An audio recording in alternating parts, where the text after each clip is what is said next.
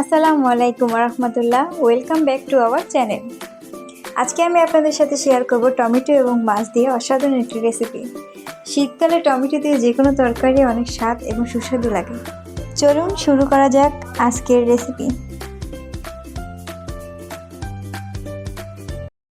প্রথমে আমি একটা প্যানে তেল দিয়ে দেবো মাছগুলো ভাজার জন্য। মাছগুলো আগেই আমি ধুয়ে হলুদ মরিচ দিয়ে মাখিয়ে রেখেছি 5 মিনিটের জন্য। সো তেলটা গরম হওয়া পর্যন্ত অপেক্ষা করব।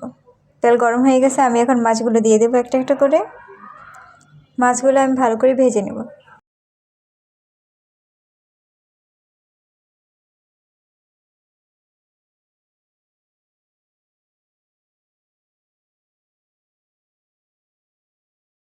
মাছগুলো উল্টে পাল্টে ভেজে নেব ভালো করে। এখন আমি উল্টে দিচ্ছি মাছগুলো একটু।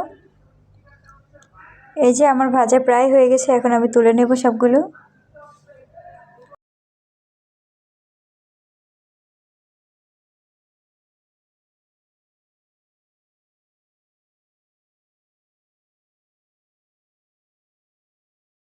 তো আমি এখানে পেঁয়াজ দিয়ে দিচ্ছি। এখানে আমি 3টি পেঁয়াজ কুচি করে নিয়েছি।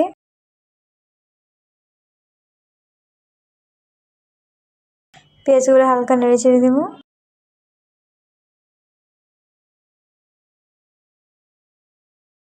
এই যে মোটামুটি বাদামি কালার আসলে আমি তখন এখানে দিয়ে দিচ্ছি 2 চামচ রসুন বাটা, 1 চামচ আদা বাটা আর 1 চামচ পেঁয়াজ বাটা। তরকারির ঝোলটা ঘন করার জন্য আমি পেঁয়াজ বাটাটা আলাদা করে দিলাম। আপনারা স্কিপ করতে পারেন, সমস্যা নেই। এখন আমি নেড়ে ছেড়ে ভালো করে কষিয়ে নেব।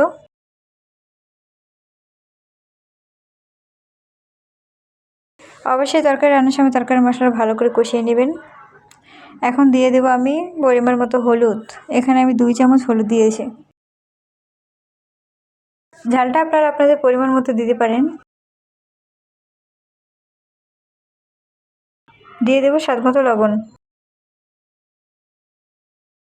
এখন দিয়ে ভালো করে নেড়ে চেড়ে নেব। এখন কষানোর জন্য হালকা একটু পানি দিয়ে দেব। ঢাকনা দিয়ে এখন কষিয়ে নেব কিছু সময়।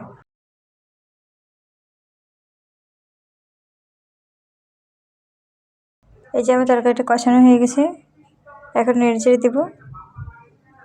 নেড়ে চেড়ে দিয়ে আমি এখন টমেটোগুলো দিয়ে দেব।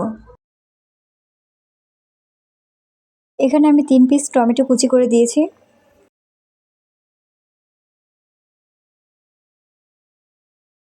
ঢেকে ভালো করে কষিয়ে নেব।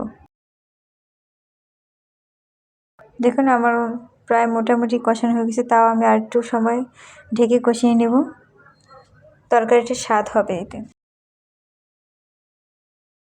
এখন আমি পরিমাণ মতো পানি দিয়ে দেব।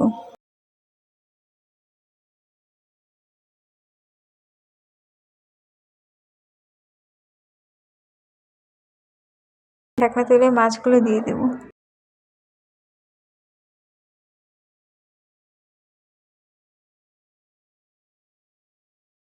এখন উপরে কাঁচামরিচ দিয়ে দিলাম 4 পিস।